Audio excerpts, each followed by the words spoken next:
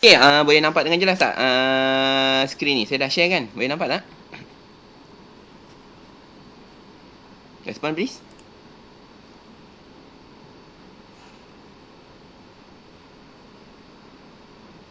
Anyone? Nampak skrin tak? Nampak cikgu. Nampak? Okay, thank you. Nampak.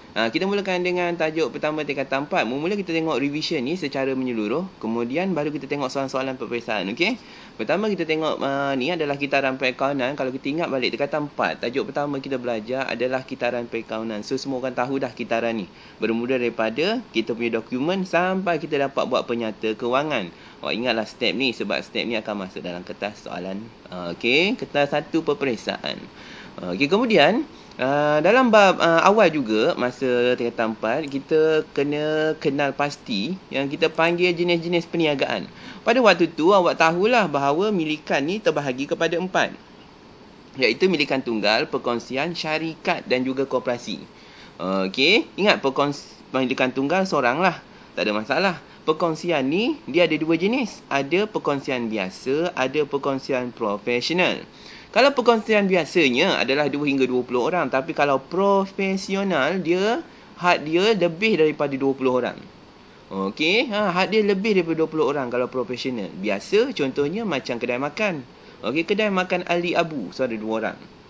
Tapi kalau perkongsian profesional, contohnya klinik Rama dan Raju. Okey, dan rakan-rakan. So boleh banyak. Okey, tu perkongsian profesional. Okey, kalau syarikat pula, ni kita tahu syarikat terbahagi kepada syarikat sendirian berhad dan syarikat awam berhad. Nak tahu kena tengok nama dia. Okey, nama dia apa? Kalau nama dia kat situ contohnya dia tulis Ali sendirian berhad. So sendirian lah. Tapi kalau dekat belakang dia tulis berhad sahaja, maksudnya dia awam berhad lah. Contohnya yang ada Gamuda berhad. So tu syarikat awam. Dia bukan syarikat sendirian. Lagi, apa lagi? 1MDB berhad. So tu syarikat besar. Okey, syarikat awam tu bukan dia jualan saham. Okey, macam tu. Last lagi koperasi. So ni simple, form 4 punya. So kalau soalan keluar, dia akan tanya, okey, namakan milikan yang sesuai berdasarkan maklumat dia beri. Okey, contohnya perniagaan ini liabilitinya tidak terhad. Kalau liabiliti tidak terhad, kita tahulah perkongsian ataupun milikan tunggal. Salah satu jawapannya. Maklumat kedua dia pula, terdapat ahli yang kita panggil ahli aktif dan ahli lelap. So kita tahulah tu perkongsian sebab ahli dia lebih daripada seorang. Okey, macam itulah. Okey, dia akan nyatakan nama perniagaan tersebut. Awak carilah nama dia. Mungkin dia guna ahli Abu Enterprise. Mungkin dia panggil perkongsian apa. Okey, ingat enterprise tu untuk perkongsian. Enterprise bukan untuk syarikat. Okey, perkataan enterprise dia untuk perkongsian, dia bukan untuk syarikat. Kalau syarikat ada perkataan berhad, sama ada sendirian berhad ataupun berhad sahaja. Okey, macam tu. Okey, teruskan lagi dengan yang ketiga.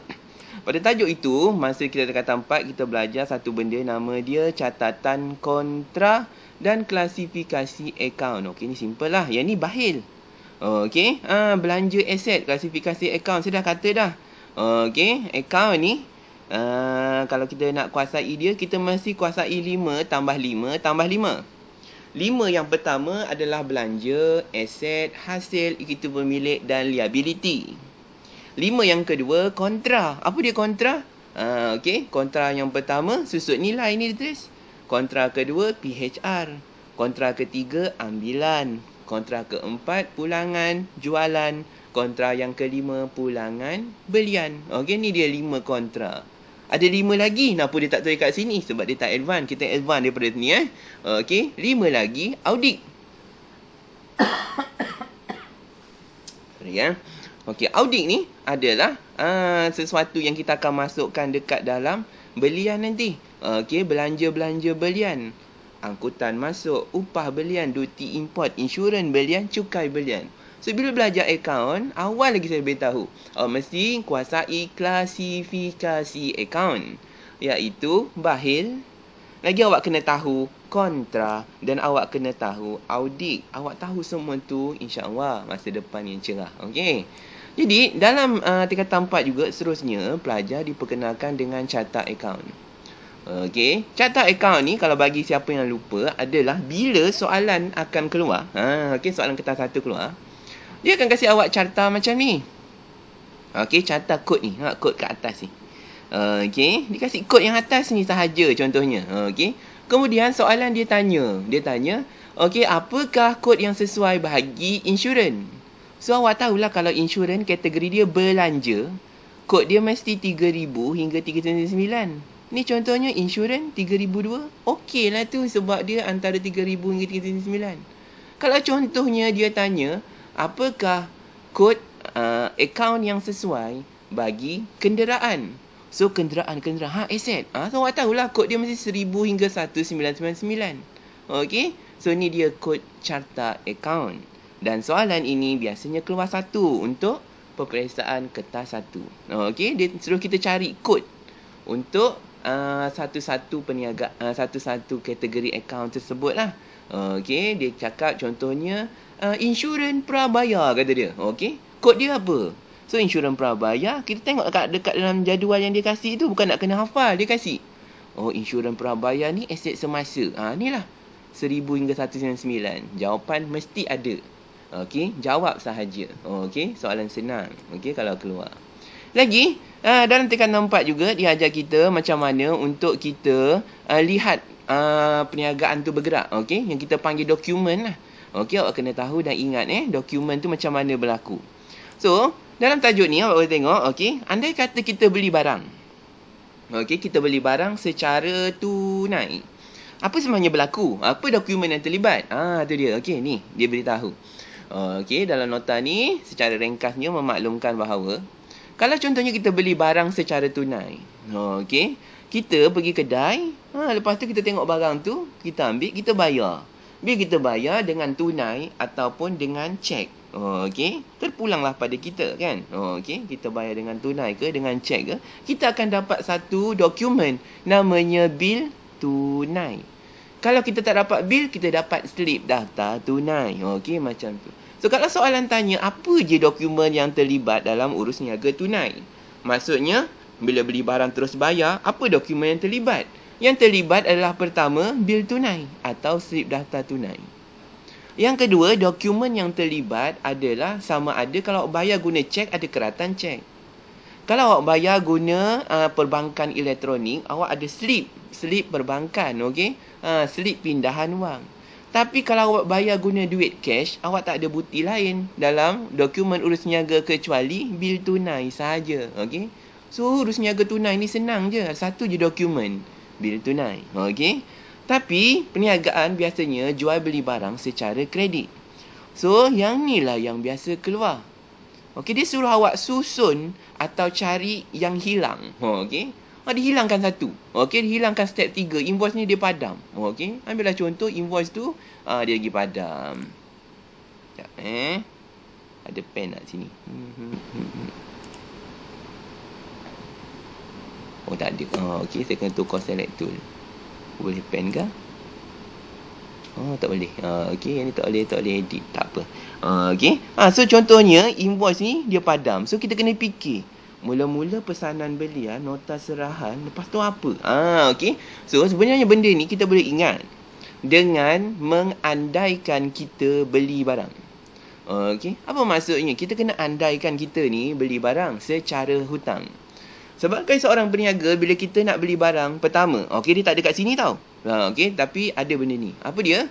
Pertama, biasanya kita akan tengok katalog. So, kat atas ni, kita boleh tambah satu benda, namanya katalog. Okey, kita boleh letak katalog kat sini. Dot. Sign ke? Kan. Edit. Tak pandai lah guna ni. Tak apalah. Okey. So, awak boleh tambah kat sini ada satu lagi, katalog. Okey, bila kita tengok katalog, kita buat pesanan. Okey, bila urus niaga secara kredit, pertama kita baca katalog iklan. Okey, tu dokumen, bukan sumber. Lepas tu, kita buat pesanan. Kita call ke, ataupun kita isi borang online ke, ataupun kita pergi kedai, kita pesan barang ke pada tokek tu. Semua tu adalah pesanan. Bila kita buat pesanan, oleh kerana kita beli barang perniagaan ni banyak. Okey, kita tak beli barang perniagaan sikit-sikit. Kalau kita ni kilang buat roti canai, kita beli tepung berguni-guni. Okey, so kita beli banyak. Jadi, okey, oleh kerana kita beli banyak, biasanya pembekal akan hantar barang tersebut. So, bila jawab soalan, jangan fikir macam kedai awak kecil. Awak kena fikir awak kedai besar. Okey. So, orang niaga, dia tak ada masa nak pergi beli barang. Dia akan call sahaja. Dia tengok iklan ke, dia tengok katalog ke, dia call kedai. Okey, pembekal. Dia call pembekal, dia buat pesanan. Bila pesanan tu masuk, okey, peniaga pun, penjual kan, okey, pun pergi hantar barang. Dia hantar barang, ni start. Okey, pertama bila pembekal tu hantar barang ke kedai kita, barang banyak ni dia hantar guna lori. Okey, jadi dia akan serahkan dua benda. Pertama, nota serahan. Bukti dia dah serahkan barang. Okey, so kita tanda tangan. So kita dah terima barang nota serahan. Dan dia kasih kita satu surat saman, nama dia invoice. Kita tak bayar lagi, so kita dapat invoice. Okey. Dan sekiranya lepas kita tanda tangan nota serahan dan kita terima invoice, dia balik sebab dia dah hantar barang. Sekiranya invoice ni tersalah catat, ada nota debit dan nota kredit untuk betulkan. Awak dah tahu kan? Okey. Kalau tersalah catat, ada nota debit, nota kredit untuk betulkan. Nota debit kalau nak tambah hutang tu. Nota kredit kalau dia nak kurangkan hutang tersebut. Okey. Lagi, apa awak buat? Okey, kemudian awak dah guna barang, awak bayarlah. Bila awak bayar tu, awak bayar secara tunai ataupun cek ataupun pindahan wang atau guna kad kredit terpulang. Okey, awak akan dapat resit. Okey. Kalau kita beli secara tunai, kita dapat bil tunai. Kalau kita bayar hutang, kita dapat resit. Inilah ni. Okey, nama dia urus niaga. Ni aliran urus niaga. So, ingat aliran ni. Okey, seterusnya. Okey, tingkatan 4 kemudiannya kita belajar tentang buku catatan pertama. Okey, bermula dengan journal arm. Tak nak cerita banyak journal arm. Nanti kita tengok dekat kertas 2. Okey, journal arm simple journal arm. Okey. Kemudian buku catatan pertama ada buku tunai. Okey. Kemudian dalam buku catatan pertama, okey, dia tak tunjuk yang ketiga buku tunai runcit. Okey, buku tunai runcit tu memang dia macam kurang sikit dia nak tunjuk. Okey, buku catatan pertama kita ada buku tunai. Okey, kita ada buku tunai runcit, kita ada journal arm dan kita ada journal khas. So semua tu kita akan tengok di kertas 2 lah. Okey, benda yang kena tengok kertas 2, kita tengok kertas 2 nanti Okey. Lagi.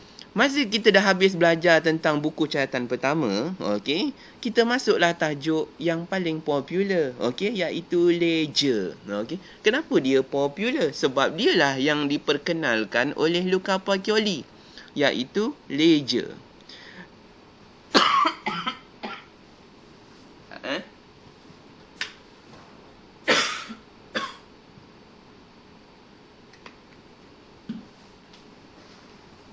Okey. Ledger. Okey. Ledger ni sebenarnya ada dua jenis account. Soalan ni selalu keluar. Okey. Apa dia dua jenis account dalam ledger? Okey, pertama adalah account nyata. Yang kedua adalah account nominal nama dia. Kalau soalan tanya, okey, antara berikut yang manakah akaun nyata? So awak cari yang mana akaun nyata. Okey, soalan kertas 1 Lepas tu soalan ni tanya, yang manakah berikut adalah akaun nominal? So awak cari akaun nominal tu. Okey. So macam mana nak bezakan akaun nyata dengan akaun nominal? Simple. Akaun nyata ni aset. Semua aset adalah akaun nyata. Apa dia aset? Banyak kan, awak tahu kan aset? Okey, bank, tunai, lengkapan, kenderaan, perabot. Okey, lagi apa lagi? Kelengkapan, lagi contohnya pinjaman pula. Apa namanya? Simpanan tetap. Semua tu adalah akaun nyata sebab dia aset. Nyata, jelas. Benda yang jelas, nampak. Okey, nyata. Akaun nominal ni hasil dengan belanja. Okey, hasil perniagaan, belanja perniagaan, kita panggil dia akaun nominal. Okey. Contohnya sewa diterima. Hasil. Okey, so dia nominal. Okey. Lagi apa lagi? Kita nak cakap apa lagi? Promosi, belanja. Belanja dia akaun nominal. Soalan biasanya keluar satu. Suruh awak nyatakan yang manakah akaun nyata ataupun dia suruh nyatakan yang manakah akaun nominal. Macam tu. Okey, so awak boleh jawab. Soalan ni wajib betul. Okey, yang dengar dia wajib boleh jawab betul.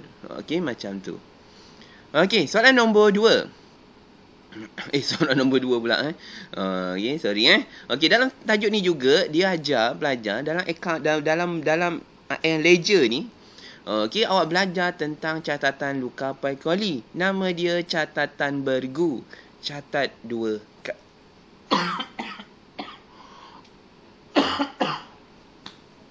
Okey, catat 2 kali Okey, tahulah kan prinsip catatan ni. Aset tambah dekat debit. Bahil kan, belanja aset tambah dekat debit. Hasil ekonomi bilik tambah dekat kredit. So simple sangatlah. Okey, tu dia sistem catatan bergu. Okey, ni pun simple. Tak boleh tahu pun tak apa. Awak dah bagus dah ni cerita catatan bergu. Okey, dan kemudian kita di bawah tajuk ledger yang sama, kita belajar tentang akaun kawalan. Ada akaun kawalan belum terima, ada akaun kawalan belum bayar. So, kalaulah ledger tu ada akaun nominal. Okey, dan ledger juga ada akaun yang satu lagi namanya adalah akaun nyata. So, kita nak panggil akaun belum terima, akaun belum bayar ni apa? Okey, akaun belum terima, akaun belum bayar. Okey, kedua-dua ni adalah akaun subsidiary nama dia. Okey, akaun subsidiary. Okey, so ada 3 lah. Ada akaun nyata, akaun nominal, akaun subsidiary. Okey, simple. Sub ni akaun kedua lah. Kita panggilnya sub kan. Pengganti. Akaun pengganti. Bila kita dah buat semua akaun, baki akhir akaun masuk dalam imbangan duga. Imbangan duga bila keluar dalam soalan kertas 1, dia besar kemungkinan akan tanya fungsi imbangan duga. So tengok fungsi imbangan duga tu, fungsi imbangan duga. Menyemak ketepatan catatan urus niaga, menyemak ketepatan pengiraan dalam ledger, menyemak ketepatan proses pengepusan dari buku catatan pertama ke ledger dan memudahkan penyediaan penyata kewangan. So ni dia fungsi imbangan duga dan yang ini biasa ditanya di kertas 1. Okey, yang berikut adalah fungsi imbangan duga kecuali dia kata kecuali. Kecuali kita kena carilah yang pelik-pelik kan. Okey, yang saja mengacau.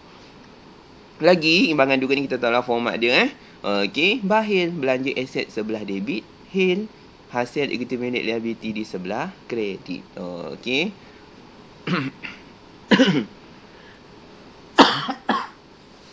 Okey, kira settle lah imbangan duga, tak ada masalah insya-Allah. Okey, inventory ni kita tengok. Okey, kad inventory kita tengok di kertas 2. Okey, habis imbangan duga kenalah buat penyata kewangan. Akaun perdagangan untung rugi dan juga penyata kedudukan kewangan milikan tunggal. So kecilkan sikit, ni senang sangatlah. Okey. Ni dah acap kali. Selalu sangat buat. Okey, jumpa pelarasan. Jumpa pelarasan, jom kita tengok sikit pelarasan pada tarikh imbangan. Okey, di tingkatan 4, apa yang kita belajar sebenarnya? Sehingga kan kita tak berjaya jawab sampai tingkatan 5. Okey. Masa tingkatan 4, kita belajar beberapa jenis pelarasan pada tarikh imbangan seperti berikut. Pertama, kita belajar tentang pelarasan hasil dan belanja. Hasil dengan belanja. Okey, ni pelarasan akaun nominal. Tapi saya degil sikit. Saya ajar nombor 1 bukan ni. Saya ajar pelarasan pertama adalah inventory akhir. Pertama, awak nak buat pelarasan, awak mesti pilih inventory akhir yang tepat. Okey.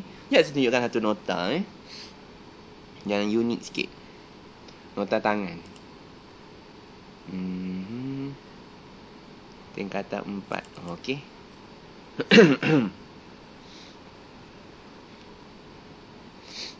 Ni. Okey. Nota tangan ni ada tak buat kat sini masa tu? Nota tangan. Tulis guna tangan kan? Okey.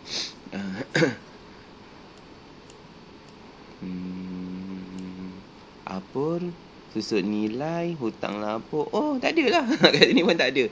Teori lain akan ada. Rupanya tak ada. Tapi dia bincang benda yang sama jugalah. Nota tangan ni. Okey, kita punya pelarasan. Okey, pelarasan yang ada kan. Okey, tak apa. Okey, tak ada masalah. Tak ada nota tangan pun kita boleh go on. Okey, pertama inventory. Inventory cari nilai yang rendah. Okey, inventory akhir mesti nilai rendah. Nombor 2, akaun nominal. Ada hasil dan belanja. Okey. Hasil dan belanja ni kadang-kadang terkurang bayar. Kadang-kadang terlebih bayar. Kalau terlebih, kita kena tolak. Kalau terkurang, kita kena top up. Okey. Macam tu lah. Kalau terlebih, kita tolak. Kalau terkurang, kita tambah top up. Okey. Apa contoh terlebih? Okey. Contohnya, insurans prabayar. Pra kan terlebih. So, kita tolak. Okey, kita kena tolak insurans yang asal tu, tolakkan dengan prabayar. Okey. Lagi, apa contohnya terlebih lagi? Contohnya adalah sewa diterima terperoleh. Maksudnya, kita sewa yang kita terima tu banyak sangat. Ataupun komisen terperoleh. Dapat duit komisen banyak sangat. Nak buat apa banyak? Kita tolak. Maksudnya, komisen, tolak komisen terperoleh. Macam tu. So, ada yang terkurang bayar. Belanja belum bayar. Okey, contohnya gaji belum bayar. Dah terkurang, kita kena top up lah. Kita kena tambah. Gaji yang asal, yang ada tu, kita tambahkan dengan yang belum bayar lagi. Okey, tu ada. Okey, pelarasan akaun nominal. Ada hutang lapuk lepas tu. Masalah akaun belum terima. Hutang lapuk terpulih dan peruntukan hutang ragu. Hutang lapuk belanja. Maksudnya orang meninggal. Hutang lapuk terpulih, orang meninggal hidup balik. Simple kan? Okey. Kalau belanja, jadi akaun belum terima kita berkurang, hutang lapuk bertambah. Kalau hutang lapuk terpulih, duit bertambah, hutang lapuk terpulih bertambah. Okey, macam itulah. Okey, peruntukan hutang ragu, kena tengok hutang ragu tu bertambah ke berkurang. Lagi, mesti ada susut nilai. Okey, susut nilai ada 3 kaedah. Okey, so kita ingat ketiga-tiga kaedah tersebut. Soalan ni biasanya keluar 3 ataupun 4 soalan untuk kertas 1. Pelarasan saja dia akan keluarkan 3 atau 4 soalan. Okey, untuk kertas 1 soalan berkaitan pelarasan saja. Okey, dia tanya yang manakah berikut adalah insurans merupakan terlebih bayar ke prabayar. Okey, jadi dia tanya berapakah jumlah bayaran yang sepatutnya. Macam itulah kita kena kira. Berapakah susut nilai bagi perniagaan. Okey, sekiranya macam tu. Okey, jom kita tengok ni. Ni pelarasan ni. Okey. Okey, ada pelarasan inventory akhir kan? Cari nilai paling rendah. Hutang lapuk, maksudnya hutang lapuk bertambah, akaun belum terima berkurang.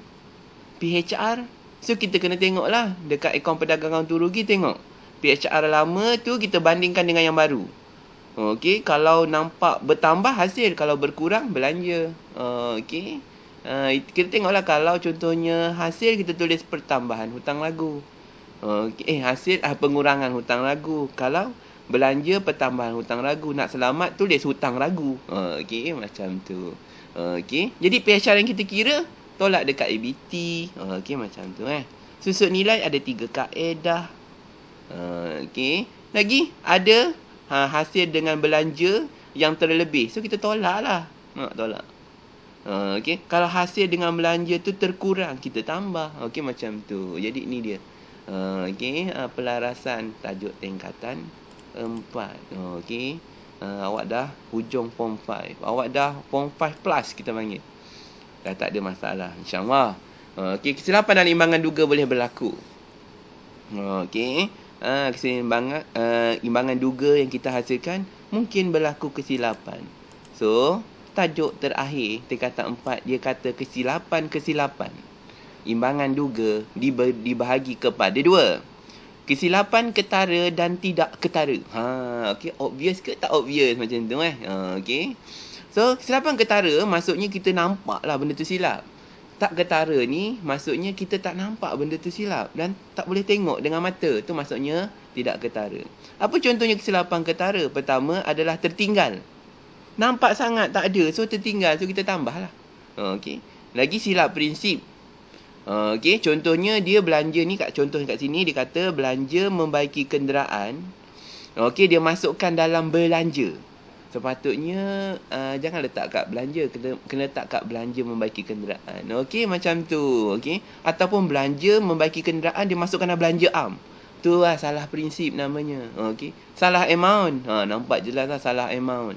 Okey, dia punya nilai tu salah. Okey, saling meimbangi. Okey, silap dia saling meimbangi. Maksudnya dia masukkan maklumat tu, okey, jualan tersilap catat dalam akaun jualan sebagai 306. Begitu juga dengan belian. Okey. So maksudnya jualan dengan belian tu dia terbalik, tapi nilai dia betul sama, saling mengimbangi. Okey. Salah beri komisen. Komisen boleh komisen diterima, boleh komisen diberi. So kita kena tengok betul-betul. Songsang, kesilapan songsang atau terbalik. Okey. Jadi mungkin contohnya kita buat ambilan barang niaga. Okey, tapi kita buat catatan tu tersilap lah, terbalik lah. Okey, ambilan kita letak dekat kredit, belian kita letak kat debit. Songsang terbalik. Okey, tak boleh macam tu. Okey. Lagi ada kesilapan tidak ketara. Okey. Macam tertinggal satu je. Kan awak masukkan jualan tu, jualan ada banyak kan. Tertinggal satu tu tak ketara lah, tak perasan. Mana satu nak cari tak jumpa. Awak pun jumpa saya. Cikgu, cari cikgu macam mana sama imbangan duga tak imbang-imbang cikgu. Okey. Imbangan duga awak buat kerja khusus tak imbang tu sebab mungkin kerana kesilapan tak ketara. Okey. Lagi dia rekodkan 2 kali. Dah rekod lagi. Okey, rekod 2 kali. Okey. Ataupun kan kalau kita buat satu debit satu kredit. So jumlah dia kena sama, catatan bergu, tapi awak buat salah. Dekat debit tu awak tulis 500. Okey, dekat kredit awak yang satu lagi akaun kredit tu awak tulis 50. So dia salah. Okey, debit kredit tu tak sama. Okey. 4, kesilapan perhitungan. Okey, awak salah kira masa kat jurnal. Biasalah berlaku. Awak dah buat kerja khusus, awak tahu. Okey. Dan kesilapan dalam imbangan duga. Okey, yang mungkin imbangan duga sepatutnya pulangan belian awak masuk dekat debit, pulangan jualan awak masuk dekat kredit, terbalik pulangan belian dengan pulangan jualan. Diskaun diterima awak letak dekat debit, diskaun diberi awak letak dekat kredit. Cakap dah, awak dah buat dah imbangan duga dan tak balance kerana kesilapan-kesilapan. So itulah masalah terakhir. Okey, sebenarnya awak silap membuat imbangan duga. Sama macam masa kerja khusus. Okey. So habis tingkatan 4. Okey, semua ni soalan-soalan ni keluar untuk kertas 1. Kita tengok kertas 2 dah laju. Tingkatan 5 dah laju sebelum kita pergi kertas 2 Okey, sebab kertas peperiksaan untuk kertas 1, soalan daripada tingkatan 5 tak begitu banyak. Okey, sebenarnya tingkatan 4 yang banyak. Ya, tengok jap. Ada mesej ke?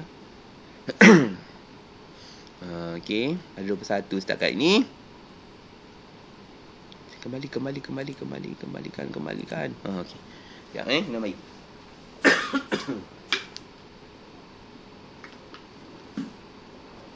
Okey, teruskan.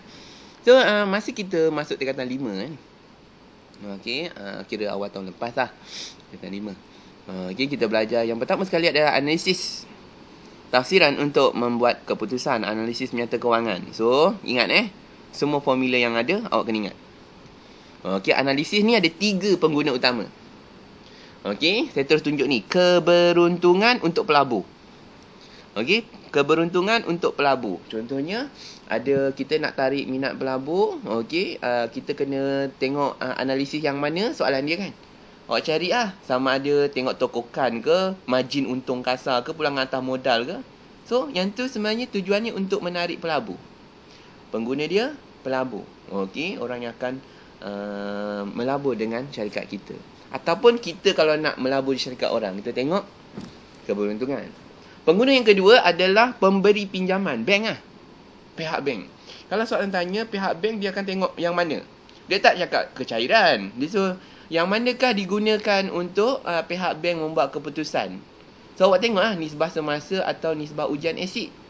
Ni kecairan ni untuk bank. Nak kasih kita pinjam duit, dia nak tengok benda tu. Okey. Lagi tinggi kecairan, lagi bagus. Terbaik. Okey. Kalau macam keberuntungan, lagi tinggi peratus untung, lagi baik. Okey, itu Yang ketiga adalah untuk kita, perniagaan. Nak tengok kita punya pekerja, bagus ke tak bagus. Cekap ke tak cekap, kita tengok nisbah kecekapan. 3 pengguna. Pertama, pelabur. Kedua, yang gunakan bank. Yang ketiga, yang gunakan adalah kita punya pengurusan. Nak tengok kecekapan. Okey, pihak pengurusan nak tengok kecekapan pekerja, tengok nisbah kecekapan. Nak tengok pekerja tu dia punya pengurus stok bagus tak? Tengok dia punya kadar pusing ganti inventory. Nak tengok kita punya tukang kutip hutang, bagus tak buat kerja? Tengok tempoh kutipan hutang. Okey, nak tengok kita punya pengurus kewangan bayar hutang dengan baik, tengok tempoh pembayaran hutang. Okey, macam tu Formula, ingat sendiri, dia tak diberi kecuali dalam kertas 4. Okey, kertas 4 dia kasih formula, kertas 3 tak ada. Okey, kertas 2 tak ada. Okey, awak exam awak tak jawab kertas 4, so tak ada formula diberi. Okey, kena ingatlah, tapi simple je kot. Okey, awak boleh lah. Okey, awak dah belajar lama, si awak ingat. Kalau tak ingat hari ni, hari peperiksaan awak ingat. InsyaAllah, ilmu tu dia datang secara tiba-tiba kadang-kadang kan. Okey, lepas tu belajar rekod tak lengkap. Rekod tak lengkap ni ada 2 kaedah. Okey, ingat rekod tak lengkap ada 2 kaedah. Kaedah pertama adalah kaedah perbandingan. Kaedah 2, kaedah analisis. Rekod tak lengkap ni sebab kenapa nak kena sediakan? Oleh kerana pertama, perniagaan tak mengamalkan sistem catatan bergu. Okey, yang kedua, kenapa kena buat rekod tak lengkap? Okey, kerana mungkin perniagaan kehilangan dokumen. Okey, dokumen dia hilang, terbakar banjir, baru banjir kan? Okey, so banyak dokumen hilang. Okey, yang ketiga, kenapa nak kena buat rekod tak lengkap? Kerana peniaga buat catatan tapi catatan dia tidak mendapati keperluan penyediaan penyata kedudukan kewangan biasa. Okey. So, tengok. Dokumen tak diuruskan, kehilangan, urus niaga tak rekod ikut catatan bergu, diikut sedap dia je, catatan tunggal. So, kita kena buatlah rekod tak lengkap. 2 kaedah. Sama ada perbandingan atau analisis. Kalau kaedah perbandingan senang. Okey. Senang saja. Dia punya formula, modal akhir tambah ambilan, tolak modal awal, tolak modal tambahan, dapat untung rugi bersih. Kalau kaedah analisis pun kita akan tengok nantilah. Okey, dekat kertas 2 kita akan tengok. Okey, kita kena analisis dia punya maklumat dan kita boleh jawab. Okey, kaedah analisis ni selalu keluar dalam peperiksaan. Kaedah analisis selalu keluar. Kaedah perbandingan target tahun ini.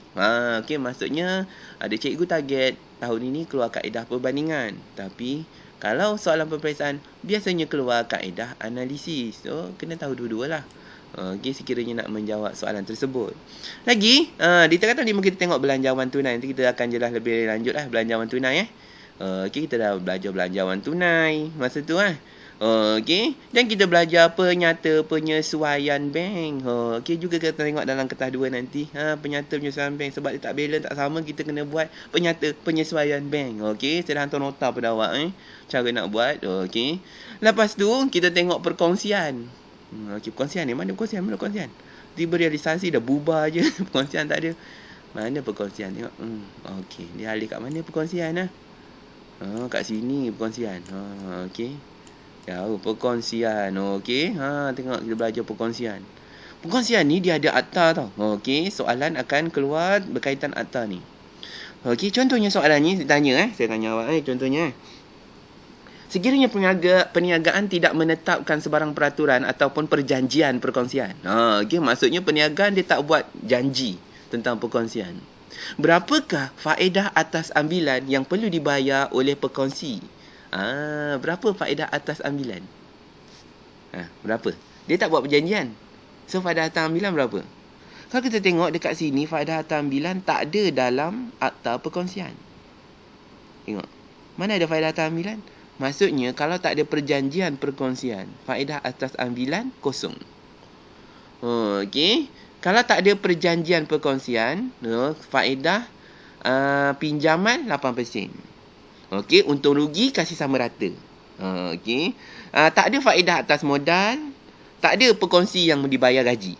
Macam tu. Tahu?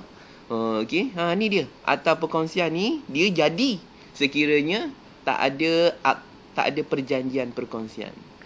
Sebab itulah biasanya bila kita buat perkongsian, kita kena buat perjanjian. Okey. Janji sehidup semati. Okey. Dalam perkongsian ni kena buat satu namanya akaun pengasingan. So nanti tengok kemudian kita tengok pengasingan nanti kena buat akaun semasa berwangan, akaun modal berwangan. Okey. Lepas tu perniagaan tu dah ada perkongsian, mesti kita kena bubarkan dia.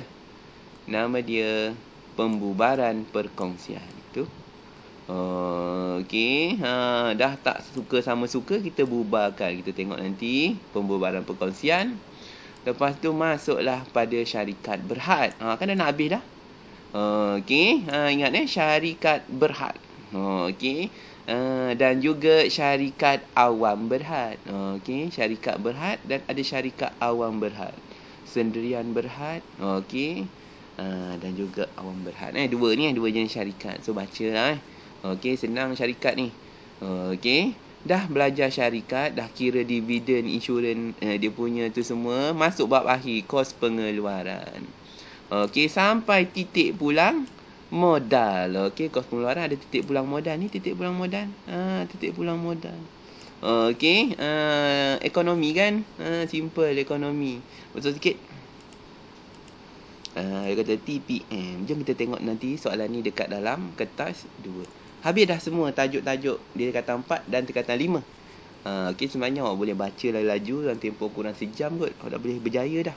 Masuk untuk jawab kertas 1 tu dengan rasa aku dah baca semua gitu kan. Okey. Tak ada apa pun. Okey, tak ada apa pun masalah awak dah sekarang sebab awak dah melalui SPM dengan jayanya. Okey, akaun ni dia paperless last. Pengalaman tu dah penuh di dada kita ingat okey, jom kita tengok soalan kertas 2. Sementara tu saya save yang ni dululah. Okey, untuk kegunaan rakanan.